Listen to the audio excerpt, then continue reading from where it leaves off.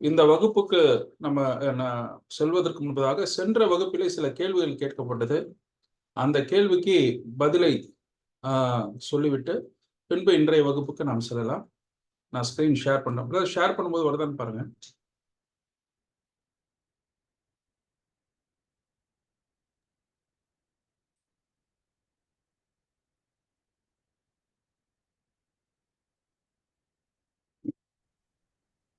Sharing வருதுங்களா? Screen வருதுன்னு வந்திருக்கு. Yes, okay.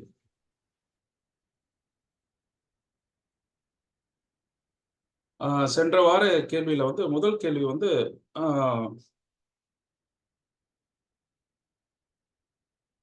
பேரரசர் டைட்டஸ் உடைய ஆட்சி காலம் 79ல இருந்து 81 நான் போட்டேன் ஸ்லைட்ல. ஸோ அப்போ ஒரு நம்ம பிரதர் கேட்டாரு, 70ல தானே டைட்டஸ் தேவாலயத்தை எரித்தார்னு முன்றைய வகுப்புல சொன்னேன். இப்போ ஆட்சி காலம் 79, 81 இருக்கு, அது தப்பான்னு சொல்லி கேட்டாரு. இல்ல, அதுக்கு உண்டான விளக்கம் தான் அது. கிபி 70ல தான் எருசலேம் அழிக்கப்பட்டது. அப்போ டைட்டஸ் உடைய அப்பா வெஸ்பாசின் அவர் தான் பேரரசராக இருக்கிறாரு. 54, 68ல நீரோ பேரரசராக இருக்கிறார். அப்பொழுது நீரோவுடைய ஜெனரலாக இருந்தது பார்த்தீங்கன்னா இந்த டைட்டஸ் தான் இருந்திருக்காரு. டைட்டஸ் நீரோவுடைய காலகட்டத்திலேயே ரோம ஜெனரலாக அவர் செயல்பட்டிருக்காரு. நீரோவால யூத மக்களை சந்திக்கும்படியா அனுப்பி அது பெரிய கிளர்ச்சியாளர்கள்லாம் எழும்பி டைட்டஸ் உடைய அப்பா காலத்துல நிறைய கிளர்ச்சியாளர்கள் எருசலேமில் எழுந்தாங்க. அதன் பின்பு வெஸ்பேனுடைய காலகட்டத்திலும் கூட அவர் கிபி 70ல பேரரசராக இருக்கிறாரு. அப்பவும் ஜெனரலா இருந்தது யாருன்னு பாத்தீங்கன்னா இந்த டைட்டஸ் தான். ஸோ டைட்டஸ் உடைய தலைமையில தான் அவர் போயிட்டு தேவாலயத்தை தீக்கிரையாக்குனாரு. ஆனா அவருடைய ஆட்சி காலம் பாத்தீங்கன்னா 79ல இருந்து 81 தான். ஆனா அவர் ஜெனரலா நீரோவுடைய காலகட்டத்திலும் சரி, வெஸ்பாசின் அவர் அப்பாவுடைய காலகட்டத்திலும் சரி, அவர் ஜெனரலாக இருந்திருக்கிறார். அதனால்தான் அது கிபி 70ல டைட்டஸ் வர முடியாதுன்னு இல்லை, அந்த ஜெனரலா இருந்து அந்த விஷயத்தை செஞ்சார். ஸோ இதுக்கு முதல் கேள்விக்குண்டான பதில். அடுத்தது நாசரேத் ஊரான், இது ஒரு பட்ட பெயரா அப்படின்னு நான் சொன்னேன். ஆக்சுவலா பட்ட பெயர் சொல்லிடக்கூடாது. அது அத்தனை பட்டத்தில் இருக்கும் மக்கள் கிறிஸ்தவர்கள் என்ற அந்த பெயரை அவர்களுக்கு வழங்கினார்கள். அது அவர்களுக்கு கொடுத்த பட்ட பெயராக இருந்தது. ஆனால் நாசரேத்து என்பது நசரேன் என்று ஆண்டவராக இயேசு கிறிஸ்து அழைக்கப்படுவது அவர் கொடுக்கப்பட்ட பட்ட பெயர் அல்ல. ஏன்னா ஆண்டவராக இயேசு கிறிஸ்துவை நாசரேத் ஊரான், அவர் ஊரார் என்று அநேகர் அழைத்திருக்கிறார்கள்.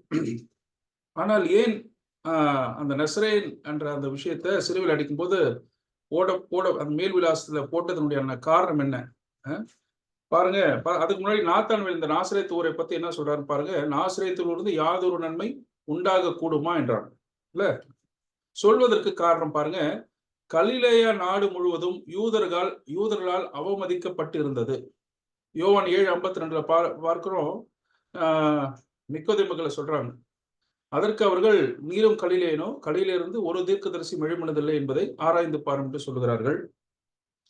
அப்போஸ்தலர் 2ல பெந்தகோஸ்தே நாள் அன்று பரிசுத்த ஆவியானவர் அனைவரும் அப்போஸ்தலர் மீது இறங்கின பொழுது எல்லோரும் அங்கே அந்நிய பாஷையில் பேசுகிறார்கள். அப்போ என்ன சொன்னாங்க, பேசுகிற இவர்கள் எல்லாரும் கலிலேயர்கள் அல்லவா, மற்றவர்களோ இவர்கள் மதுபானத்தால் நிறைந்திருக்கிறார்கள் என்று பரியாசம் பண்ணினார்கள். ஏன் இந்த வார்த்தையை அவங்க சொல்லணும்னு சொன்னா, கலிலேயர்கள் இப்படி ஒரு பிரமாதமா அவரவருடைய ஜென்ம பாஷையில் எப்படி பேசுறாங்கன்னு சொல்லி ஆச்சரியப்பட்டாங்க.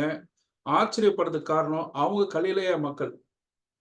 ஸோ அவங்களுடைய கேரக்டர் எப்படி இருக்குன்றது சொல்லும் போது, மதுபானத்தால் நிறைந்து இப்படி பேசுறாங்க சொல்லும் போது அது அவங்களோட கேரக்டரோட ஒட்டி பேசுறாங்க. அடுத்ததா பாருங்க, அண்டை வீட்டாரின் சாட்சி கூட இல்லாத ஒரு நாசரேத்துன்னு பாக்குறோம். நாசரேத் அந்த அண்டை வீட்டாரால், அதாவது கலிலேயரால் கூட வெறுக்கப்பட்டதாக தெரிகிறது. ஏனென்றால் நாத்தான்வேல் இந்த வார்த்தைகளை சொன்னான். அவன் ஒரு கலிலேயன் தான். எந்த விதமான நல்ல விஷயமும் எந்த உலக நன்மையும் கூட அங்கிருந்து வரக்கூடும் என்று நாத்தான்வேல் நினைக்க முடியாத அளவுக்கு அது மிகவும் பரிதாபகரமான ஒரு இடமாக இருந்தது. எனிதிங், ஒண்ணுமே வர முடியாதுன்ட்டு நாத்தான்வேல் நினைச்சிருந்தாரு. இங்கிருந்து நல்லவர்கள் எழும்புவதற்கு வாய்ப்பே இல்லை. இதுதான் நாத்தான்வேலுடைய எண்ணமாக இருந்தது. நாத்தான்வேல் வேதத்தை நன்றாக அறிந்தவர். நாசரேத் என்ற பெயரை கேட்டதும் நம்பிக்கையால் நிரப்பப்பட்டு, மேலும் நாசரேத்திலிருந்து ஏதாவது நல்லது வரலாம் என்று அவர் சொல்லவில்லை. மாறாக இகழப்பட்ட கலிலேயாவில் இருக்கும் நாசரேத்திலிருந்து ஏதாவது ஒரு நல்ல காரியம் வருமா என்பதை தவிர வேறு எதையும் அவர் அர்த்தப்படுத்தவில்லை. கலிலேயனாகிய ஒருவன் இந்த அறிக்கையை இப்படி செய்யும் பொழுது யூதேயா பகுதியில் இருக்கக்கூடிய மக்கள்லாம் கலிலேயா பற்றி, அந்த நாசரேத் ஊரை பற்றி என்ன நினைச்சிருப்பாங்கன்னு ஒரு ஐடியா வச்சுங்க. இப்போ ஜப ஆலயத்தில் உள்ள மக்கள் இப்படிப்பட்ட குணம் நிறைந்தவர்களா இருந்தாங்க நாசரேத் ஊர்ல. பாருங்க, இயேசு கிறிஸ்து வளர்ந்த அந்த ஊர்ல வழக்கத்துப்படி ஓய்வு நாள்ல அவர் பேசுறாரு. அப்போ அவர் பேசி முடிச்ச உடனே எல்லாரும் அவங்க சொல்றாங்க, எல்லாம் ஆச்சரியப்பட்டு சொல்றாங்க, அவர் பேசின அந்த வார்த்தைகள் எல்லாம் கேட்ட பிறகு அவர் சொல்லக்கூடிய வார்த்தை, இவன் யோசேபின் குமாரன் அல்லவா என்கின்ற ஒரு நிலைமையில அவங்க பேசுறாங்க. அதுக்கப்புறம் ஜப ஆலயத்தில் இருக்கிறவங்க எல்லாம் அதை கேட்ட பொழுது கோபம் உண்டு. அவர் மலை மேலிருந்து தலைகீழ தள்ளுறதுக்கு போறாங்க. இவங்கெல்லாம் ஜப ஆலயத்தில் இருக்க கூடி வரக்கூடிய மக்கள். இவங்களுடைய மனநிலைமை இப்படிதான் இருக்கு. நாசரேத்தூர்ல இருக்கக்கூடிய மக்களுடைய மனநிலைமை. அவ்வூர் மக்களின் அவிசுவாசம் பாருங்க.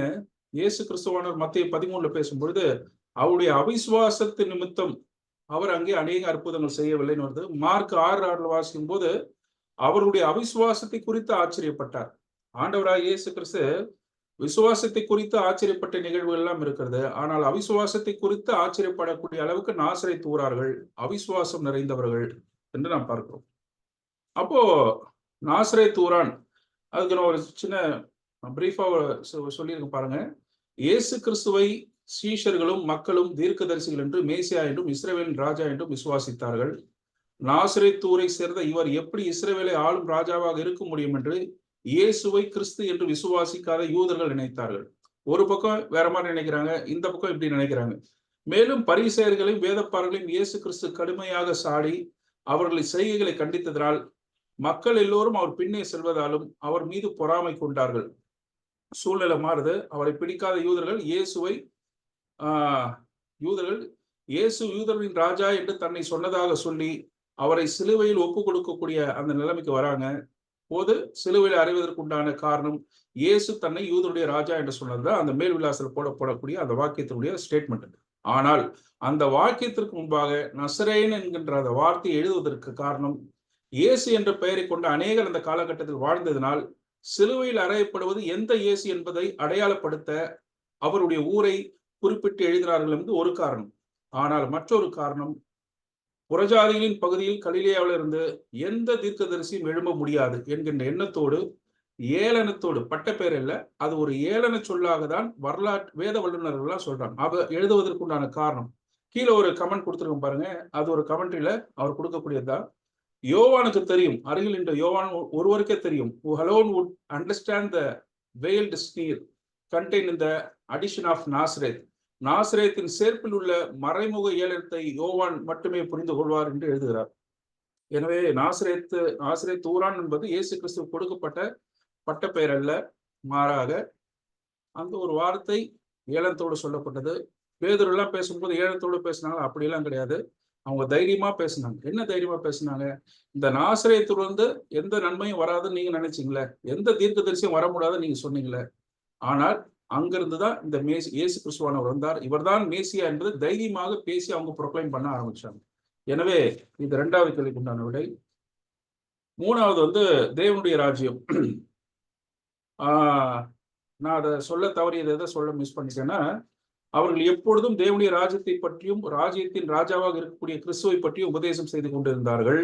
இந்த தேவனுடைய ராஜ்யம் எதிர்காலத்தில் அமைய இருக்கக்கூடிய ராஜ்யத்தை மட்டுமல்ல, பெந்தகோசே நாள் முதற்கொண்டு உலகளாகிய சபையில் ஆவியானவரால் இணைக்கப்படும் ஒவ்வொரு விசுவாசிகளுக்குள்ளும் துவக்கப்பட்ட ஆவிக்குரிய ராஜ்யத்தையும் குறிக்கும். 2 ராஜ்யமும் இருக்கு. ஒன்று வர இருக்கக்கூடிய எதிர்கால ராஜ்யம், மற்றொன்று இன்று நாமும் அந்த ராஜ்யத்துக்கு உட்பட்ட மக்களாக வாழ்ந்து கொண்டிருக்கிறோம். தேவனுடைய ராஜ்யத்தின் மக்களாகவும் தேவ நீதியின்படி வாழ ஆவியானவரால் ஆளுகை செய்யப்படுகிறவர்களாகவும் தேவராஜ்யம் அவரை ஏற்றுக்கொள்ளக்கூடிய ஒவ்வொருவருக்குள்ளும் துவக்கப்பட்டு நடந்து கொண்டு இருக்கிறது கிறிஸ்து என்னும் ராஜாவின் தலைமையில். அதனால இந்த விஷயத்தை நான் கிளியர் பண்ண நினைச்சேன். தேவனுடைய ராஜ்யம் என்பது எதிர்காலத்தோடு சம்பந்தப்பட்டதுன்னு நம்ம அனைவரும் நினைச்சுக்கிறோம். அப்கோர்ஸ் அது எதிர்காலத்தோடு எதிர்களோடு சம்பந்தப்பட்டதாக இருந்தாலும் சபை மக்களோடு சம்பந்தப்பட்டு பார்க்கும் பொழுது அது யாரெல்லாம் ஆண்டவராக இயேசு கிறிஸ்துவை ஏற்றுக்கொண்டார்களோ ரட்சகராக, பெந்தகோஸ்தே நாளிலிருந்து இன்று வரையும் அவர் ஏற்றுக்கொண்டு அவருடைய வருகை வரைக்கும் நடக்கக்கூடிய அந்த ஆட்சி காலத்தில் அவருடைய ஆவிக்குரிய ராஜ்யமானது நடைபெற்றுக் கொண்டுதான் இருக்கும். என்ன இந்த கிளாரிட்டி கொடுக்குறேன்.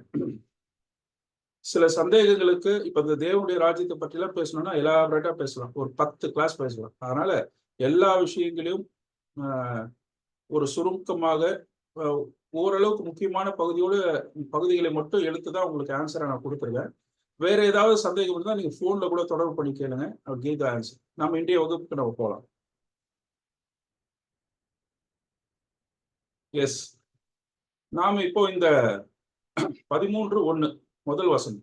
அந்தியோகியா பட்டணத்தில் உள்ள சபையிலே பர்னபாவும் நீகர் எனப்பட்ட சிமியோனும் சீரேனே ஊராகிய லூகியும் காற்பங்கு தேசாதிபதியாக ஏரோது கூட வளர்க்கப்பட்ட மனாயினும் சவுலும் தீர்க்கதரிசிகளாயும் போதர்களாயும் இருந்தார்கள். இந்த முதல் வசனம் லூக்கா கொடுக்கும் பொழுது இந்த சபையில பார்க்கும் பொழுது பலதரப்பட்ட வித்தியாசமான மக்களை அறிமுகம் செய்வதை பார்க்கிறோம். யார் இவர்கள்? யாராக இருக்க முடியும்? நமக்கு பர்னபாவை பத்தி ஓரளவுக்கு ஐடியா நமக்கு இருக்கு. பைபிள்ல இருந்து சில தகவலை நம்ம சேகரிக்க முடியும். அவருடைய இயற்பெயர் யோசே என்று நாம் வாசிக்கிறோம். சில கைப்பிரதியிலே கைச்சுருள்களிலே பைசாண்டியம் போன்ற அந்த மொழிபெயர்ப்பு படிவத்துல வந்து அவருடைய பெயர் யோசே என்று சொல்லப்படுகிறது. ஆனால் அவருடைய இயற்பெயர் ஜோசப் தான். ஆதியாகமம் 30:24 நம்ம வாசிக்கிறோம். அந்த சிமியோன் கர்த்தர் எனக்கு தருவார் என்று சொல்லி அவனுக்கு யோசேப்பு என்று பெயரிட்டார். அந்த யோசேப், அதாவது ராகேலுக்கு பிறந்த அந்த குழந்தை வந்து இன்னும் ஒரு குழந்தையை அவர் தருவார், he will add அப்படின்னு சொல்லிதான் ராகேல் பேர் வைக்கிறாங்க. யோசேப் அந்த பேர் தான் பர்னபாவை யோசேன்னு சொல்லப்படுது. அப்போ யோசேப் வேற கிடையாது.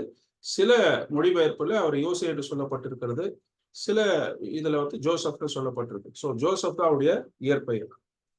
குடும்ப பின்னணியை பத்தி சொல்லும் பொழுது அவர் 1ஆம் நூற்றாண்டில் இயேசு கிறிஸ்து பிறந்த காலத்தில் பணக்கார யூத பெற்றோருக்கு பிறந்ததாக தகவல் சொல்லப்படுகிறது. பைபிள்ல நமக்கு சொல்லப்படனாலும் இந்த தகவல் சொல்லப்படுது. அவருடைய லேவி கோத்திரம். பவுல் படித்த கமாலியல்கள் தான் இவரும் படிச்சதா சொல்லப்படுது பர்னபாவை பத்தி. அப்போஸ்தலர் 4:36 இவருடைய அறிமுகம் நமக்கு சொல்லப்படுகிறது. பர்னபாவை பத்தி நான் இவ்வளவுதான் சொல்லியிருக்கேன். ஏன்னா நிறைய இருக்கு, நம்ம அதை இன்னொரு கிளாஸ்ல நம்ம பார்த்துக்கலாம். நமக்கு முக்கியமா மற்றவங்களை பார்க்க வேண்டிய விஷயம் இது. இப்ப சவுல் நமக்கு அனைவருக்கும் தெரிந்ததுதான். அவருடைய இயற்பெயர் வந்து சவுல், அதாவது விசாரித்தல், வேண்டுதல், மன்றாடல், கேட்டல் என்பது பொருள். ரோம பெயர் வந்து பவுலோஸ், சிறிய, தாழ்மையான, மிக குறைந்த, சொற்பம், இது போன்ற அர்த்தம் உடையதுதான் ரோம பெயர். நீங்க ஒரு விஷயத்த நல்லா புரிஞ்சுக்கணும். அன்னைக்கு இருந்த யூதர்கள் 3 பெயரை தங்களுக்கு வைத்துக் கொள்வார்கள். ஒன்று அவருடைய எபிரேய பெயர், அதாவது தம்முடைய வம்சம் எந்த யூத பெயராக ஒன்றை வைத்துக் கொள்வார்கள். ஒன்று எந்த நாட்டில கிரேக்க பெயர்களை வைத்துக் கொள்வார்கள், ரோம பெயரை வைத்துக் கொள்வார்கள், அந்த நாட்டிலே தங்களை அடையாளப்படுத்திக் கொள்வதற்காக. 3வது தம்முடைய குடும்ப பெயரை இணைத்து வைத்துக் கொள்வார்கள். பவுலை பொறுத்தவரையும் பவுல் என்ற 2 பேர் நமக்கு தெரியுது. குடும்ப பெயர் என்னன்ட்டு நமக்கு தெரியல. ஆக மொத்தத்துல யூதருடைய பழக்கமாக அது இருந்தது. அவர் தன்னுடைய பென்னியமின் கோத்திரத்தான் சொல்லுகிறார். நம்ம அனைவருக்கும் தெரியும், அந்த காலத்துல யூதர்களுக்கு தம்முடைய எந்த கோத்திரத்தை சேர்ந்தவர்கள் என்பதை தெரிந்து வைத்துக் கொள்வது மிகப்பெரிய ஒரு புகழ்ச்சிக்குரிய விஷயமாக, அவசியத்துக்குரிய ஒரு விஷயமாக அவர் கருதினார்கள். அதை முக்கியமாக கருதினார்கள், அதை பெருமையாகவும் கருதினார்கள். அதனால்தான் அவர் தன்னை பென்னியமின் கோத்திரத்தான், நான் எந்த கோத்திரத்தை சேர்ந்தவன் என்பதை பவுல் வந்து அறிந்திருந்தார். 8ஆம் நாளில் விருத்த சேதனம் அடைந்தவர். அதாவது அன்னைக்கு இருந்த காலகட்டங்கள்ல பல்வேறு இடங்கள்ல சிதறப்பட்டிருந்த யூதர்கள் இந்த 8ஆம் நாளில் விருத்த சேதனம், அந்த சடங்குகளை சரியாக செய்ய முடியாமல் போன காலம் எல்லாம் இருக்கிறது. ஆனால் அந்த நாள் தவறாமல் விருத்த சேதனம் செய்தவர் என்பதை அப்போஸ்தலன் பவுல் இங்கே சொல்லுகிறார். அவர் நியாயப்பிரமாணத்தின்படி பரிசேய அந்த செக்ட், அந்த பிரிவுல இருந்தவர். ரொம்ப ஸ்ட்ரிக்டா அந்த விஷயத்தை ஃபாலோ பண்ணக்கூடிய ஒரு பேதம் கொண்டவர்கள் தான், சமய பேதத்தில் இருந்தவர் தான் அப்போஸ்தலன் பவுல். பரிசேயனாக இருந்தார். எபிரேயர் பிறந்த எபிரேயன் என்று சொல்லுகிறார். ஒரு எபிரேயன் எப்படி இருக்க வேண்டுமோ, எபிரேய பாஷை பேசி எல்லாவித சடங்குகளையும் பண்டிகைகளையும் தவறாமல் அவன் நினைவு கூற வேண்டுமோ, அந்த விஷயத்தை எல்லாம் அப்போஸ்தலன் பவுல் செய்தார். ஒரு எபிரேயன் எப்படி இருக்க வேண்டுமோ அதை தன்னை எபிரேயனாக அவர் சொல்லுகிறார். இன்னொரு சில வேத வல்லுநர்கள் சொல்லுகிறார்கள், அப்பா அம்மா 2 பேருமே எபிரேயர்களா இருந்தாங்க, அதனால இவர் தன்னை இப்படி சொல்லுகிறாரு சொல்றாங்க. ஆனா முதல் சொன்ன கருத்து தான் கரெக்டா சூட் ஆகுது. அவர் எபிரேயனுக்குரிய எல்லா லட்சணத்தோடும் அவர் நடந்து கொண்டார். சில பேர்லாம் எபிரேய பாஷையை பேச முடியாம அளவுக்கு போயிட்டாங்க. கிரேக்க பாஷை மட்டும்தான் பேசக்கூடிய யூதர்கள் இருந்தாங்க. ஆனா இவர் எபிரேய பாஷை பேசக்கூடியவராகவும் இருந்தார், கிரேக்க பாஷை பேசக்கூடியவராகவும் இருந்தார். அடுத்தது அவருடைய கல்வி நம்ம சொல்ல வேண்டியதே இல்லை. கமாலியுடைய பாதத்திற்கே வளர்ந்து கல்வி கற்றவர். அந்த காலகட்டத்துல கமாலியரிடம் கல்வி கற்பது என்பது அவ்வளவு பெரிய ஒரு ஸ்லாக்கியமான விஷயம். அவ்வளவு பெரிய ரபிமார் அவரு. அந்த ரபி இடத்துல அப்போஸ்தலனாகிய பவுல் கல்வி கற்றார். அப்புறம் பவுல் தன்னை பற்றி சொல்லும் போது, நான் தர்சு பட்டணத்தார் என்று பெருமையாக சொல்லுகிறார். ஏன் என்று சொன்னால் அங்கே எஜுகேஷன், ரொம்ப சிறப்பான எஜுகேஷன் அங்கே கொடுக்கப்பட்டது. ரோம ரோம நாட்டினுடைய ஃப்ரீ சிட்டியாக அறிவிக்கப்பட்ட இந்த தர்சு பட்டணம் கல்விக்கு பெயர் போனது. அலெக்சாண்ட்ரியா, எருசலேம் இது போல இடங்களெல்லாம் கல்வி சிறந்து விளங்கினாலும் இந்த தர்சு பட்டணத்தில் இருக்கக்கூடிய அந்த ஸ்டாண்டர்ட் வந்து எங்கேயுமே காணல. அதனால பவுல் வந்து அதை பெருமையா சொல்றாரு. பவுல் அப்கோர்ஸ் அந்த இடத்துல கிரேக்க கல்வி படிச்சிருக்கும்.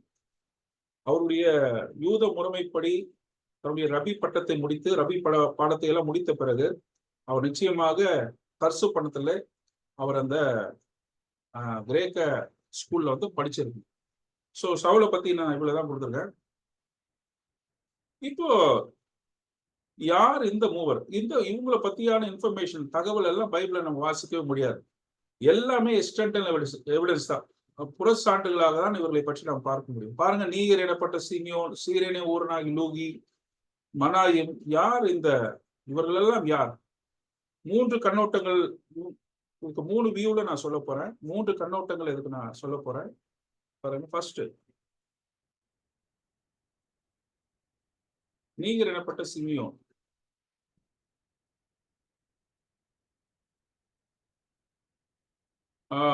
லத்தீன் வார்த்தையில நைஜர் என்பது லத்தீன் வார்த்தை, அதுக்கு கருப்புன்னு பேரு. இவர் ஆப்பிரிக்கா வம்சாவழியை சேர்ந்த, இதெல்லாம் வந்து எக்ஸ்டர்னல் எவிடன்ஸ் தான் சொல்றேன், பைபிள்ல இருந்து எதுவுமே கிடையாது. எனவே இவர் ஆப்பிரிக்கா வம்சாவழியை சேர்ந்தவர் என்பதை மறைமுகமாக குறிக்கிறதுன்னு சொல்றார். நைஜர்னு சொல்லும் பொழுது அவர் ஒருவேளை ஆப்பிரிக்காவை சேர்ந்த பகுதியை சேர்ந்தவராக இருக்கலாம். நீக்ரோ என்ற வார்த்தை அதுல இருந்து தான் வருகிறது. எனவே இவர் வந்து ஆப்பிரிக்கா வம்சாவழியாக இருக்கலாம் என்பதை மறைமுகமாக லூக்கா சொல்லுகிறார் என்று சிலர் சொல்லுகிறார்கள். இன்னும் கூட நிறைய பேர் வந்து இவர் ஆப்பிரிக்காவை சேர்ந்தவர் என்றே கருதுகிறார்கள். மறைமுகமா இல்லை, இவர் ஆப்பிரிக்காவை சேர்ந்தவர் தான் அப்படின்ற விஷயத்த அவங்க சொல்றாங்க.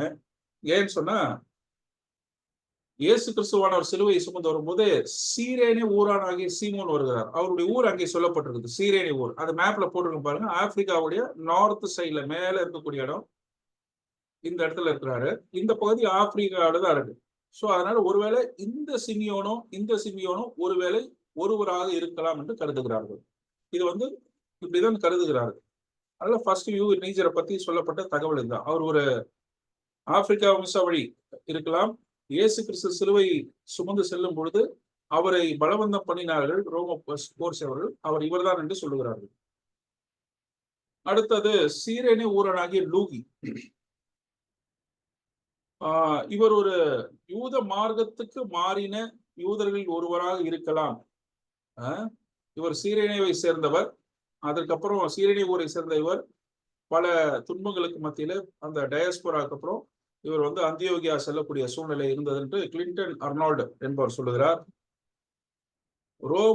லூயிஸ் என்பது ரோம பெயர் கொண்ட இவர் யூத மார்க்கத்திற்கு மாறிய ரோம வம்சாவழியாக இருக்கலாம் என்று ஒரு சிலர் சொல்றாங்க. இவர் வந்து ஃபர்ஸ்ட் சொன்னது வந்து அவர் வந்து ஆப்பிரிக்கா வம்சம், இவர் வந்து ரோம வம்சத்தை சார்ந்தவராக இருக்கலாம். லூயிஸ் 1, லூயிஸ் 2 என்றெல்லாம் வாசிக்கிறாங்க. இந்த ரோம பெயர் கொண்ட இவர் அந்த வம்சத்தை சார்ந்தவராக இருக்கலாம். இவர் யூத மார்க்கத்துக்கு மாறி இருக்கலாம் என்று சொல்லுகிறார்கள். 70 சீடர்களில் ஒருவராக இவர் இருந்தார் என்றும் சொல்லுகிறார்கள். சோ சீரேனே ஊரனாகி லூகியை வந்து லூக்காவோடும் கம்பேர் பண்ணி சொல்றாங்க. அவர் லூக்காவா இருந்திருக்கலாம். இன்னும் பல நிலைமைகளை சொன்னாலும் அவரை பற்றி இந்த தகவல் போதுமானது. அடுத்தது மனாய். வர பல வேர்ஷன்ஸ்ல வந்து மனாயல், மனாஸ் இந்த பேர்லாம் சொல்றாங்க. இவர் அந்திப்பாவோடு வளர்க்கப்பட்டார் என்று சொல்லப்படுகிறார். பெரிய ஏறுவதோடைய மகன் அந்திப்பா, அர்க்கலையோ 2 பேர் இருக்கிறாங்க. அவர்களில் ஒருவனாகி அந்திப்பாவோடு தான் இந்த மனாயின் வளர்க்கப்பட்டதாக சொல்லுகிறார். சன்ட்ரோபஸ் என்ற அப்படின்னா போஸ்டர் பிரதர், வளர்ப்பு சகோதரன். வேறு பெற்றோருக்கு பிறந்திருந்தாலும் அவர்களோடு வளர்க்கப்படக்கூடிய ஒரு பழக்க வழக்கம் அங்கு இருந்தது. அப்படி வளர்க்கப்பட்டிருக்கலாம் என்று சொல்லுகிறார்கள். இந்த பெயர் யூத பெயர் மனாயிம். இதை வந்து யார் சொல்றதுன்னா ஜோசிபஸ், யூத வரலாற்று ஆசிரியர், புகழ்பெற்ற யூத வரலாற்று ஆசிரியர் ஆகிய யூசிபஸ் சொல்லும் போது இவர் வந்து இது வந்து மனாயிம்ன்றது ஒரு யூத பெயர். இந்த பெயர் வந்து ஒரு எசினுக்கு இருந்திருக்கு. எசின்னு சொன்னா ஒரு குரூப் ஆஃப் பீப்புள். இப்ப நம்ம அவங்களை பத்தி பார்ப்போம், நான் சொல்லுவேன். இவங்களுக்கு அந்த பேர், அதில் ஒருத்தருக்கு இந்த பேர் இருந்திருக்கு. எனவே இவர் வந்து அந்த வம்சத்தை சேர்ந்தவராக இருக்கலாம் என்று சொல்லுகிறார். எசின்ஸ் யார்? இந்த எசின்ஸ் என்றதை ஒரு சில தகவலை நான் சொல்கிறேன். இரண்டாவது தேவாலயம் கட்டப்படும் பொழுது நியாயப்பிரமாணத்தின்படி தேவாலயத்துல சகல விஷயம் கடைபிடிக்கப்படவில்லை. இதனால சோர்வடைந்த ஒரு குரூப் ஆஃப் பீப்புள் என்ன பண்றாங்க, தேவாலயத்தோடு சம்பந்தப்பட்ட யூத அமைப்புல இருந்து பிரிந்து செல்கிறார்கள். அந்த குரூப் ஆஃப் பீப்புள் வந்து தங்களையே வந்து பிரித்தெடுத்து கொண்டு கும்ரான் எனக்கூடிய அந்த இடத்துல இருந்து சடங்குகளை எல்லாம் பின்பற்றி இந்த ஹீப்ரு பைபிள் உரைநடைகளை நகல் எடுத்தவங்க தான் இந்த குரூப் ஆஃப் பீப்புள். யோவான் சானனும் இந்த குழுவை சேர்ந்தவர் தான். யோவான் சானன் வனாந்தரத்துக்கு சென்றார் அல்லவா, அவரும் இசினுடைய அந்த குழுவில இணைந்தார் என்று சொல்லப்படுகிறது. 1947 நமக்கு இந்த கும்ரான் கேவ்ல கிடைக்கப்பட்ட தோல் சுருளுக்கெல்லாம் காரணம் இவங்க தான். இவங்க எல்லாம் அதை எழுதி நகல் எடுத்து நிறைய காப்பீஸ் எடுத்து ஒரு ஜாடியில போட்டு அதை ஒழிச்சு வச்சாங்க. அதை 1947 தான் கண்டுபிடிச்சாங்க. ஸோ ஈஸின்னு எனக்கூடிய வகுப்பு இதுதான். இவங்களை பற்றிய தகவல் இதுதான். இந்த வகுப்பை சேர்ந்தவர் ஒருவருக்கு தான் அந்த பேர் இருக்குது. என்ன பேரு? மனாயிம் என்ற பெயர். பாருங்க, நான் இப்படி போட்டிருக்கேன். மனாயினை பற்றி தெரிந்து கொள்ள நாம் என்ன பண்ணோம், எசின் மனாயினை பற்றி நம்ம தெரிந்து கொள்ள வேண்டும். அதற்கு நாம் சரித்திர பார்வையை ஒரு சரித்திரத்தை பார்க்க போகிறோம். பாருங்க, இது வந்து செனட்ரி, அதாவது சனகிரிப் சங்கம் என்று சொல்வார்கள். ஆலோசனை சங்கம் என்று வேதத்தில் வாசிக்கிறோம். இதுல மொத்தம் 70 பேர் இருப்பாங்க. பிரதான ஆசாரியனும் தலைமை. அப்போஸ்தலனாகிய பவுல் வந்து 9வது அதிகாரத்துல பிரதான ஆசாரியரிடம் அந்த பர்மிஷன் வாங்கிட்டு தமஸ்குக்கு போறாருல. ஏன்னு சொன்னா இந்த குரூப்ல அவரும் ஒருத்தர், 70 பேர்ல ஒருத்தர். அதனால பிரதான ஆசாரியரிடம் அவர் பர்மிஷன் வாங்கிட்டு தான் போகக்கூடிய நிலைமையில இருக்காரு.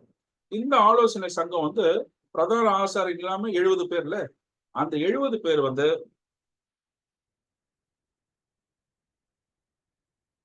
பாருங்க, இந்த கூடம் யூதர்களுடைய பிரமாணத்தில் உள்ள சட்டங்களின்படி முடிவுகள் எடுக்கப்படும் தீர்ப்புகள் வழங்கக்கூடிய இடமாக இருந்தது. சுருங்க சொன்னால் பண்டைய எருசலேமின் உச்ச நீதிமன்றம் ஆலோசனை சங்கமாக இருந்தது. கிரேக்க மொழியில் ஒன்றாக அமர்தல் அல்லது ஆலோசனை என்ற பொருள் படக்கூடிய சன்னட்ரின் என்ற அந்த பொருளை கொண்டது. இந்த கூடம் 2ஆம் தேவாலயம் கட்டப்படும் பொழுது தேவாலயத்தினுடைய வடக்கு பக்கத்தில் கட்டப்பட்டது. இந்த கூடம் ஒளி கொண்டு வெட்டப்பட்ட கற்களை கொண்டு கட்டப்படவில்லை. எல்லாமே அப்படியே இந்த பலிபீடம் எப்படி ஒளிப்படாத கற்களை கொண்டு கட்டினார்களோ அது போல கற்களை கொண்டு இந்த மண்டபத்தை அவங்க கட்டினாங்க. சரி, ஏன் இதெல்லாம் சொல்றேன்னு சொன்னா, இந்த 70 பேருக்கு வந்து 2 பேர் தலைமை இருப்பாங்க. அதுக்கு வந்து ஒரு வார்த்தை போட்டிருக்கோம் பாருங்க, டூம்ரேட்னு சொல்லுவாங்க பாத்தீங்களா. ஒரே பதவியில் இருந்தல் இணை அமர்வு, இருமை ஆட்சி என்று சொல்வார்கள். அந்த 70 பேருக்கு மேல இந்த 2 பேர் இருப்பாங்க. 70 பேர்ல இந்த 2 பேர் மேல இருப்பாங்க. அந்த ஹெட்ல இருக்கிற ஒருத்தருடைய பேர் வந்து நாசி, பிரின்ஸ், கேப்டன், பேட்ரியார், பிதா என்று அவர் சொல்வார்கள். அடுத்தது 2வது இருப்பாங்க ஃபைட்டிங். இந்த கோர்ட்டுடைய அந்த தலைமை இடத்துல ஃபர்ஸ்ட் இருக்கிற நாசிக்கு கீழே இவர் இருப்பார். 2வது மிக உயர்ந்த உறுப்பினர், நாசின் உதவியாளர். இந்த பேரை தான் வந்து சுகோட் என்று சொல்வார்கள். இப்போ இந்த 2 பேர் இருந்தாங்க பாத்தீங்களா. இதுல ஃபர்ஸ்ட் நாசி இருந்தாரு, 2வது ஒருத்தர் இருக்கிறா பாத்தீங்களா. அதுல இருந்த ஒருத்தருடைய பேர் தான் மெனாஹேம் என்று சொல்லுகிறார்கள். இந்த பேர் வந்து அந்த மனாயிம் என்ற பேரும் 2 ஒண்ணுதான். இந்த 2 பேர், இவர் இந்த மெனாஹேம் இருந்தார் பாத்தீங்களா. இவர் வந்து கொஞ்ச நாள் கழிச்சு ராஜாவுக்கு சேவை செய்யும்படியா அவர் போயிட்டார். ஒரு ஈசின் எல்லாத்தையும் வெறுத்து வந்தவர் திருப்பி ஏன் அரச இதுக்கு போனார்ன்ற தகவல் நமக்கு சொல்லப்படல. ஆனா அவர் அப்படியே சென்று விடுகிறார். இவர் யாருடைய பேர்ல இருந்தார், நாசியாக யார் இருந்தார் சொன்னா ஹிலேல் என்பவர் தான் இருந்தார். ஹிலேல் என்பவர் நாசியாக இருக்கிறார். அவருக்கு இணை பேரா இருந்தது வந்து இந்த மெனாஹேம். நல்லா கவனமா கேட்டுங்க. ஏன் மனாஹீம் எப்படி நமக்கு பைபிள்ல வராங்கன்றது சொல்றதுக்கு சரித்திரபூர்வமான ஒரு பார்வையை தான் நான் சொல்லிட்டு இருக்கேன். ஹிலேல் என்பது வேற யாரும் கிடையாது, இயேசு கிறிஸ்துவை கைகளில் ஏந்தி கொண்ட சிமியோன் இருக்கார் பாத்தீங்களா, அவருடைய அப்பா. சிமியோன் வேற யாரும் கிடையாது, கமாலியுடைய அப்பா. சோ இலேயில தான் இருக்கக்கூடிய அந்த ஆலோசனை சங்கத்தில் இருந்தவர்களிலே மிக சிறந்த ஒரு தலைமையாக நாசியாக இருந்தவர் யார் என்று பாத்தீங்கன்னா இந்த மெனேஹேம் தான், சாரி இந்த ஹிலேல் தான். அவரோட இணையா இருந்தவர் தான் இந்த மெனேஹேம் என்றவர். ஆனா அவர் திடீரென்று அந்த பதவியிலிருந்து அவர் ராஜாவுக்கு சேவை செய்யும்படியா போனார். எந்த ராஜாவுக்கு போனாரு? ஏரோதுகளை போனாரா, இல்ல ரோம ராஜாவிடம் போனாரா என்ற தகவல் நமக்கு சொல்லப்படவில்லை. அவர் பாதையில் சென்று விடுகிறார். இவருடைய பெயர் தான் மெனாஹேம். சரி, இந்த பேர் எப்படி வந்து அவரு நம்ம ஏரோதோடு கூட வளர்க்கப்பட்ட மனாயிமுக்கும் இந்த மெனாஹேமுக்கும் என்ன கனெக்ஷன், என்ன தொடர்பு என்பதை நான் அடுத்தது நான் சொல்றேன். பாருங்க, பெரிய ஏரோதுடைய இளமை பருவத்தில் அவர் அடைய இருக்கக்கூடிய அதிகாரத்தையும் மேன்மையும் இந்த மெனேஹேம் தான் சொல்றாரு. தீர்க்க தரிசனமா அவரிடம் சொல்கிறார். அவர் விளையாட ஸ்கூலுக்கு போயிட்டு இருக்காரு பெரிய ஏரோது. அந்த டைம்ல அவருடைய முதுகுல தட்டி அவர் சொல்றாரு, நீ ஒரு பெரிய அதிகாரத்துக்கு வருவன்னு சொல்லி தீர்க்க தரிசனமா சொல்றாரு. மெனேஹேம் சொன்னபடியே ரோமருடைய தொடர்பு யாருக்கு கிடைக்குதுன்னா ஏரோதுக்கு கிடைக்குது. சீசருடைய நட்புறவு கிடைக்குது. அதன் மூலமா யூதேயாவை ஆளக்கூடிய பொறுப்பு ஏரோதுக்கு மிகப்பெரிய அந்த பதவி கிடைக்குது. சில ஆண்டுகள் கழித்து, இப்போ இவர் சொன்ன தீர்க்க தரிசன வருஷங்கள்லாம் போயிடுச்சு. பெரிய ஏரோது ஏறக்குறைய ஒரு 36, 37 வருடம் அவர் அரசாண்டு இருக்கிறார். அந்த அரசு காலகட்டத்துக்குள்ள ஒரு சிறுவனை தன்னுடைய மகனோடு கூட வளர்க்கிறார். அந்திப்பாவோடு சேர்ந்து வளர்க்கிறார். அந்த பையன் பேரும் மனாயிம் தான். எப்படி இந்த மனாயுமே அவர் தெரிந்து கொண்டாருன்னு தெரியல. இந்த சிறுவன் தனக்கு தீர்க்க தரிசனம் சொன்னவரின் பெயரை கொண்டிருப்பதால் அவருடைய மகனாகவோ அல்லது பேரனாகவோ இருந்திருக்க வேண்டும் என்று கருதப்படுகிறது. ஆனால் லைட்ஃபுட் அப்படின்ற வல்லுநர் என்ன சொல்றாருன்னா, ஒருவேளை இந்த மனாயும் வந்து அந்த மெனேஹேமுடைய மகனாக இருக்க வேண்டும் என்று சொல்லுகிறார். அதனாலதான் தனக்கு தீர்க்க தரிசனம் சொன்ன தீர்க்க தரிசியை கனம் செய்ய வேண்டி தன் மகனுடன் வளர்த்தார் என்று சொல்லப்படுகிறது.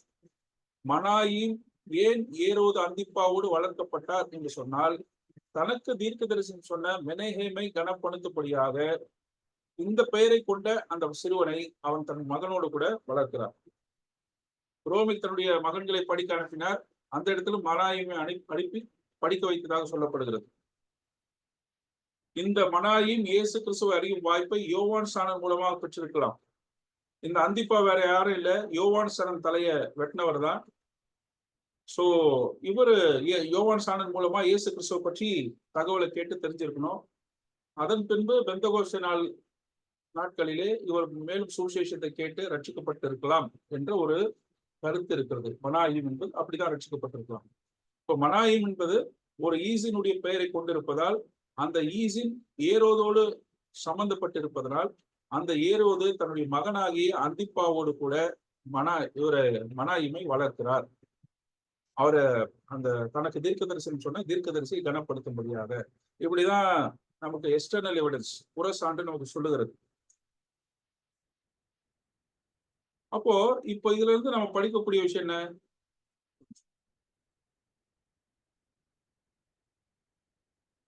இந்த மூவரும் 3 வித்தியாசமான வம்சாவழிகள் என்று சொல்ல வருகிறார்கள். எப்படி பார்க்கலாம் பாருங்க.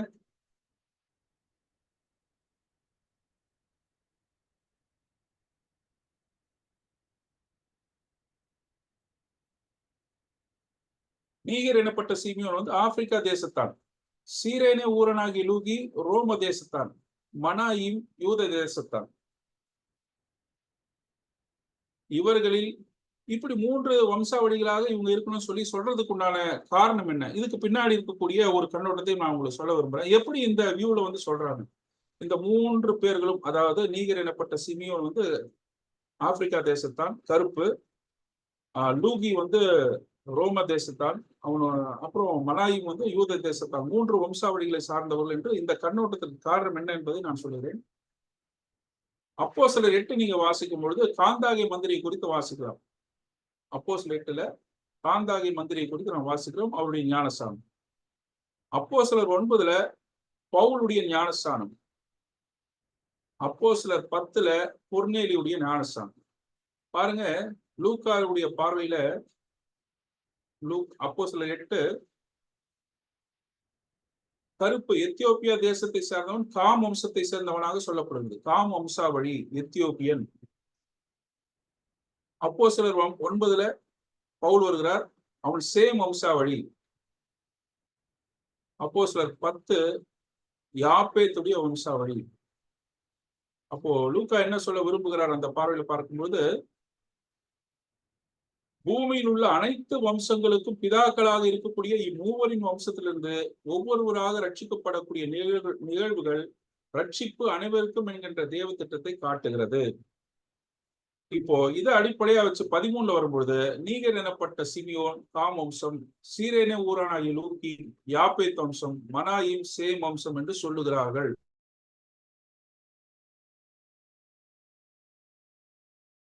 விசேஷம் எல்லா வம்சத்திலிருந்தும் வந்த நபர்களால் சொல்லப்படுகிறது. All the races by all the races to all the races, எல்லா இனத்திற்கும் எல்லா இனத்திலிருந்தும் மக்களை கொண்டு சுவிசேஷம் சொல்லப்படுகிறது என்று முதலாவது கண்ணோட்டம். இரண்டாவது வியூ பாருங்க, நீகர் எனப்பட்ட சிமியோன். இதுல முதல் பேர் சிமியோன் என்பது யூத பெயர். சிமியோன் என்பது நான் சொன்னேன் ராகேலுக்கு பிறந்த லேயாளுக்கு பிறந்த குழந்தை சிமியோன். அப்போ இது யூதா வம்சாவளியை சேர்ந்த ஒரு மனிதனை சுட்டி காட்டுகிறது. இரண்டாவது பெயர் நீகர் என்பது லத்தீன் பெயர். இது கருப்பு. இது அவரது கருமையான நிறத்தின் பெயராக கருதப்பட்டிருக்கலாம் அல்லது அவருக்கு வழங்கப்பட்டிருக்கலாம். யூதர்கள் ஒவ்வொரு காலகட்டத்திலும் அந்நிய தேசங்களை கலக்கும் பொழுது பயன்படுத்துவதற்காக தங்கள் தேசத்தில் இயற்பெயருக்கு பதிலாக வேறு பெயரை வைத்திருக்க பழக்கத்தில் இருந்தனர், இன்னும் இருக்கிறார்கள். இது அவர் இருந்த இடத்தில் எப்படி அடையாளப்படுத்தி கொண்டார் என்பதை காட்டுகிறதை தவிர மற்றபடி ஒரு யூதன் தான் என்று சொல்லக்கூடியவர்கள் இரண்டாவது வியூல இருக்கிறார். இவர் சிமியோன் ஒரு யூதன் தான் அப்படி என்று சொல்லுகிறார். லூகியை பத்தி வாசிக்கும் போது வட ஆப்பிரிக்கா பகுதியில் ஏராளமான யூதர்களும் யூத மார்க்கத்தை அமைந்தவர்களும் இருந்தார்கள். ஆக்ஸ் 2:10 வாசிக்கும் பொழுது பம்பிலியா எகிப்தியன் தேசத்தார்களும் சீரேனை பட்டணத்தை சுற்றி இருக்கிற லிபியாவின் திசைகளிலே குடியிருக்கிறவர்களும் இவங்க எல்லாம் அந்த பெந்தகோஸ்தே நாள்ல வந்தாங்க. சோ நிறைய பேர் அந்த சீரேனே அந்த ஊர் பகுதி எகிப்துல இருந்தும் அந்த சீரேனே பட்டணத்தை சேர்ந்தும் சுற்றி இருந்த லிபியா பகுதியிலிருந்து வந்திருக்கிறார்கள். எனவே சீரேனே ஊரனாகிய லூகி என்று குறிப்பிடப்பட்டிருப்பது ஒன்று அந்த பட்டணம் அவருடைய பிறப்பிடமாக இருந்திருக்க வேண்டும் அல்லது அவருடைய வாழ்விடமாக இருந்திருக்க வேண்டும் என்பதை தெரிவிக்கவே. பிறப்பிடம் மற்றும் வாழ்விடமாக அவர் எதை கொண்டிருந்தாலும் வட ஆப்பிரிக்காவில் பிற பகுதிகளில் குடியிருந்த யூதர்களில் ஒருவராக அவர் இருக்க வேண்டும் என்று கருதுகிறார்கள். அப்போ லூகி என்பவரை எப்படி கன்சிடர் பண்றாங்கன்னா அவர் ஒரு யூதராகவே கன்சிடர் பண்றாங்க. ரோமர் 16:21 குறிப்பிட்டிருக்கக்கூடிய ஒரு வசனம் வருகிறது, இப்படிதான் வருகிறது.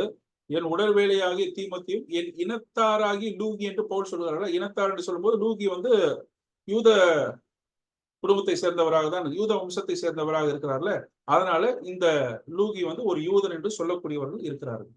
மூன்றாவது மனாயிம். இது ஏற்கனவே நம்ம பார்த்ததுதான். இது ஒரு யூத பெயர். யோசிபஸ் ஏற்கனவே அவர் சொல்லி இருக்கிறார். எசினுடைய பெயராக குறிப்பிடுகிறார். இது பழைய ஏற்பாடுல 2 ராஜாக்கள் 15-17 வாசிக்கணும். இது மெனேகேம் என்கிற பெயர். ஈசனுடைய பேர் மனாஹேம், டீச்சர் மனாயிம். எல்லாமே ஒரே அர்த்தம் தான், ஆறுதல், மனம் தேடுதல் செய்யக்கூடியவர்கள் என்ற அர்த்தம். இவரும் யூதர்களில் ஒருவர் தான். பாருங்க, ரெண்டாவது வியூ என்ன சொல்றாங்கன்னா, இது யார் இந்த மூவர் என்ற கேள்விக்கு எல்லாருமே யூதர்கள் தான். ஏன் அப்படின்னு சொல்லும் போது யூதர்கள் ரட்சிப்பு யூதர்கள் வழியாக தான் வருது. சோ காஸ்பல் இவங்க மூலியமா தான் போயாகணும், யூதர்கள் மூலமா தான் போகணும். அதனால அந்தியோகியாவிலிருந்து மற்ற தேசங்களுக்கெல்லாம் புறஜாதிகளுக்கெல்லாம் சுவிசேஷம் பரப்பக்கூடிய பணி துவங்கப்பட்டாலும் அந்த பணி யூதர்களால் தான் துவங்கப்படுகிறது என்பது இரண்டாவது வியூ. சோ எல்லாருமே யூதர்களா இருந்திருக்கணும்னு சொல்லி சொல்றாங்க. மூணாவது வியூ சபையின் பன்முகத்தன்மை. பாருங்க, இந்த ஐவரை கொண்டு லூக்கா சொல்லும் தகவலின் அடிப்படையில் நாம் கவனிக்க வேண்டியது அவர்களுடைய இனம், கலாச்சாரம் மற்றும் சமூக பன்முகத்தன்மை, அதாவது டைவர்சிட்டி. சமூக மாறுபாடு சமூக வேற்றுமை ஆகும். மேலும் அந்த ஐவரின் பிரதிநிதித்துவ பன்முகத்தன்மை, அந்த டைவர்சிட்டி, தேவனுடைய சபை புறஜாதிகளுக்கு சுவிசேஷம் அறிவிக்கும் பணியில் உலகின் எல்லா பகுதியிலிருந்தும் அந்த மக்களை தன்னகம் கொண்டுள்ள காஸ்மோபாலிட்டன் குணத்தை தேவன் அஸ்திபாரமாக பயன்படுத்துகிறார் என்பதை காட்டுகிறது. எல்லா புறஜாதி மக்களுக்கும் காஸ்பல் சொல்லும் போது பன்முகத்தன்மை கொண்டவர்களை கொண்டு ஆண்டவர் சொல்றாரு அப்படி சொல்றவங்க மூணாவது வியூ. சோ அப்ப அந்த வியூ போனவங்க, அப்ப யார் இந்த மூவர் கேட்கும்போது பர்னபா, நிறம் பாருங்க, நீகர் எனப்பட்ட சிமியோன் கருப்பு நிறம் சொல்லப்படுகிறது. சீரேனே ஊரானாகிய லூகியை பத்தி சொல்லும்போது பட்டணம் சொல்லப்படுகிறது. மனாயும் சொல்லும் பொழுது இதுமேயருடைய வம்சம் சொல்லப்படுகிறது. பரிசேயன் தர்சு பட்டணத்தை யூதான். இதெல்லாம் பார்க்கும்பொழுது இவர்கள் எல்லாம் பலவித கலாச்சாரத்தின் அடிப்படையில் வந்த பன்முகத்தன்மை கொண்டவர்களை பற்றி இது காட்டுகிறது. அப்போ மூன்றாவது வியூ என்ன சொல்லுது சொன்னா, ஃபர்ஸ்ட் வியூ நம்ம பார்த்தது வந்து 3 பேரும் 3 ரேஸ்ல சேர்ந்தவங்கன்னு பார்க்கிறோம். 2வது எல்லாமே யூதர்கள் தான் பார்க்கிறோம். இது வந்து 3, 2லாம் கட்டுப்படுத்தல. எல்லாருமே டிஃப்ரெண்ட் டைப் ஆஃப் கலாச்சாரத்தை கொண்டவர்கள் என்பதை இது காட்டுகிறது. அவ்வளவுதான். மற்றபடி இதுல போட்டு குழப்பிக்கிட்டால யூதர்கள் இல்ல, மற்ற 3 வம்சம்லாம் கிடையாது. இந்த லேவியன், நிறம், பட்டணம், சீரேனிய பட்டணம், ஆப்பிரிக்கா, மனாயும் சொல்லும்போது ஒரு ஈசன், அப்புறம் இதுமேர், ஏரோதோடு வளர்க்கப்பட்ட ஏரோதை பற்றி சொல்லப்படுகிறது. பரிசேயன், தர்சு பட்டணத்து படித்த ஒருவனை பற்றி சொல்லும் பொழுது இதெல்லாம் வந்து பலதரப்பட்ட கலாச்சார ரீதியில மிக்ஸ்டான ஒரு குரூப் ஆஃப் பீப்புள். ஆண்டவர் எதை காட்டுகிறார் என்று சொன்னால், பலதரப்பட்ட மக்களுக்கு பலதரப்பட்ட மக்களால் சுவிசேஷம் அறிவிக்கப்படுகிறது என்று சொல்லி அவர் சொல்றார். இதுதான் மூன்றாவது வியூ. ஸோ இப்ப நம்ம 3 வியூ பார்த்துட்டோம். இந்த 3வது வியூல அடுத்தது நம்ம பார்க்கும்போது இந்த 5 பேருக்கு அப்புறம் இந்த ஒரு வார்த்தையை நம்ம லூக்கா பயன்படுத்துகிறார். அவர்கள் தீர்க்கதரிசிகளாயும் போதகர்களாயும் இருந்தார்கள். ஏற்கனவே நான் சொல்லியிருக்கிறேன், இந்த தீர்க்கதரிசிகள் அந்த கிஃப்ட் வந்து அப்போஸ்தலர் தீர்க்கதரிசிகள் என்கிற அஸ்திபார அந்த ஊழியத்தோடு சம்பந்தப்பட்டதா, அல்லது பழைய ஏற்பாட்டிலிருந்து சில விளக்கங்களை கொடுத்து போதிக்கக்கூடியவர்களா என்பது நமக்கு சரியாக சொல்லப்படவில்லை. அப்போஸ்தலர் 15:32 வாசிக்கும் பொழுது, யூதா, சீலா என்பவரும் தீர்க்கதரிசிகளா இருந்தபடியால் அநேக வார்த்தைகளால் சகோதரருக்கு புத்தி சொல்லி வாசிக்கிறோம். சோ வார்த்தையிலிருந்து புத்தி சொல்லக்கூடிய ஊழியமும் தீர்க்கதரிசிகளில் இருந்தார்கள். எனவே இவர்கள் அப்படிப்பட்ட தீர்க்கதரிசிகளாக இருந்தார்களா என்பது நமக்கு சொல்வதற்கில்லை. அதனால ஒரு விஷயம் நமக்கு கிளியரா தெரியும், ரெவலேஷன், வெளிப்பாடு, தேவனுடைய வெளிப்பாடு, சபைக்குரிய வெளிப்பாடு எல்லாம் வந்து அப்போஸ்தலர்களுக்கு கிடைச்சது. இந்த தீர்க்கதரிசிகள் ஒருவேளை அந்த பழைய ஏற்பாடுல இருந்து கொட்டேஷன் சொல்லி அதை விளக்கக்கூடியவர்களாக இருந்திருக்கலாம்.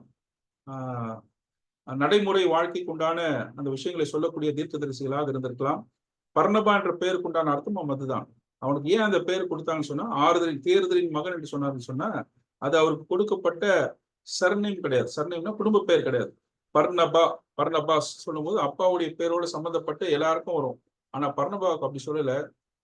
அவன் புத்தகங்களின் மகனாக இருந்தான். தீர்க்க தரிசன வசனங்களிலிருந்து மேற்கோள் காட்டி மக்களுக்கு புத்திமதி சொல்லக்கூடியவனாக இருந்தான் என்றதுனாலதான் தேர்தலின் மகன் என்று அவருக்கு பேர் வைக்கிறார்கள்.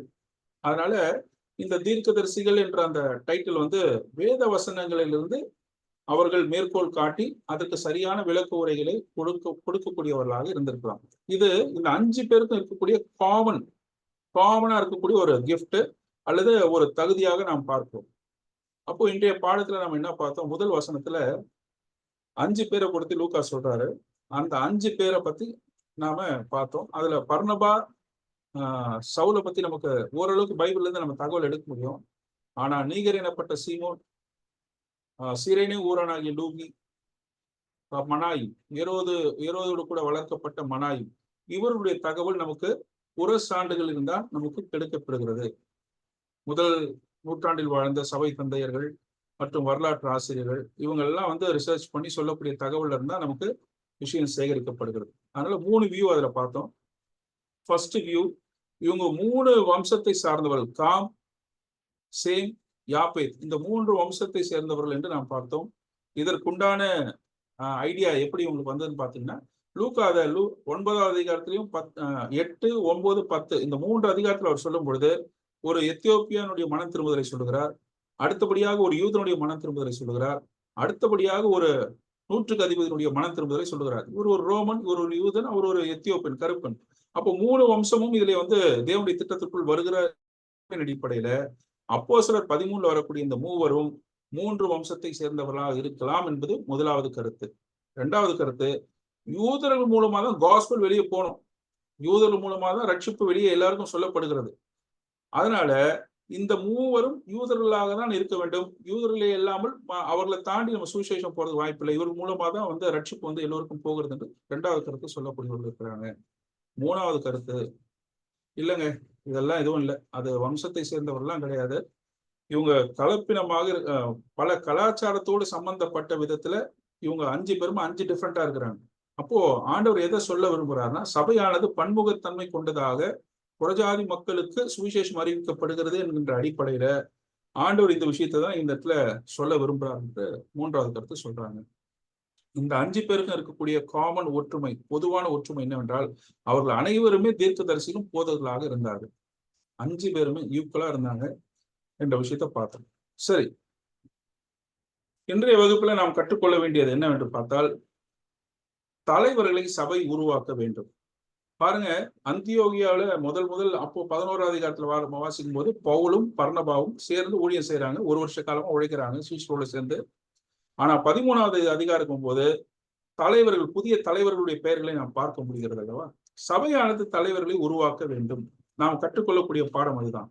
ஒரு சபை தலைவர்களை உருவாக்கவில்லை என்று சொன்னால் அந்த சபை ஊனமான சபை என்று சொல்லப்படுகிறது. மலட்டு சபை அல்ல, ஊனமான சபை என்று சொல்லப்படுகிறது. எனவே தலைவர்கள் சபையில் உருவாக்கப்பட வேண்டும் என்பது என்னுடைய முதலாவது கருத்து. ஆண்டவராக இயேசு கிறிஸ்து தன்னுடைய சீஷர்களை பார்த்து சொன்னார், என் பின்னே வாருங்கள் என்று சொன்னார். அப்போ தலைவர்களை உருவாக்கக்கூடிய தலைவர்கள், இந்த தலைவர்கள் உருவாவதற்கு ஒரு ரோல் மாடலா இருக்கணும். இருந்தாங்கன்னா தலைவர்கள் ஆட்டோமேட்டிக்கா உருவாயிடுவாங்க. ஒரு மோசேக்கு பின்னாடி ஒரு ஜோஷுவா, ஒரு பவுலுக்கு பின்னாடி ஒரு தீமோத்தேயு எப்படி வாழடிய வாழையாக உருவாகிறார்களோ, தலைமை உருவாவதற்கு காரணம் ஒரு நல்ல தலைமை தான். அப்போ சபை நல்ல தலைவர்களை கொடுக்க வேண்டும் சொன்னால் சபை நல்ல தலைவர்கள் இருக்க வேண்டும். முன்மாதிரியாக அடிச்சுவடிகளை வைக்கக்கூடிய ஒரு தலைவர்கள் நமக்கு வேண்டும். மன்னன் எவ்வழியோ மக்கள் எவ்வழி சொல்றாங்கல்ல, அதனால ஒரு நல்ல தலைவர்கள் சபையானது உருவாக்க வேண்டும். அதற்கு நல்ல தலைவர்கள் சபையில் இருக்க வேண்டும். அடுத்ததா பாத்தீங்கன்னா, வேத வசனங்களை பகுத்து போதிக்கும் அடிப்படை தரம் தலைவர்களில் காணப்பட வேண்டும். இந்த 5 பேருக்குமே பாத்தீங்கன்னா ஒரே கிஃப்ட் தான், தீர்க்கதரிசிகளாயும் போதகர்களாயும் இருந்தார்கள் என்றதை ரொம்ப கிளீனா எம்பசைஸ் பண்றாரு லூக்கா.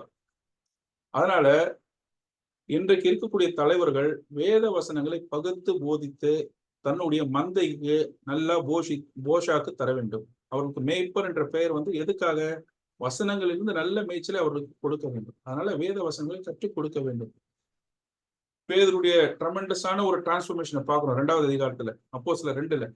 பழைய ஏற்பாடுல இருந்து நிறைய மேற்கோளை காட்டுறாரு. யோவேல்ல இருந்து மேற்கோள், சங்கீதத்திலிருந்து மேற்கோள் காட்டுறாரு. சங்கீதம் 16, சங்கீதம் 110, இன்னும் அநேக சாட்சிகள் இருந்து வேத வசனங்கள் இருந்து அவர் மேற்கோள் காட்டினார். 3000 பேர் ரட்சிக்கப்பட்டாங்க. இந்த வசனங்கள் எல்லாம் எங்க இருந்து கத்துக்கிட்டாரு?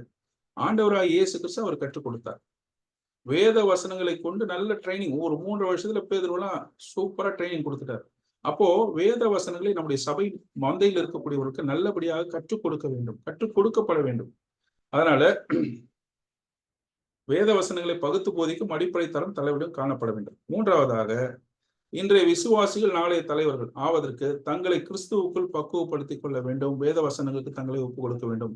மற்ற இளைஞர்களும் மற்ற விசுவாசிகளும் கூட நாளைக்கு தலைவர்களா நம்ம இருக்க போறோன்றதை மறந்துடாதீங்க.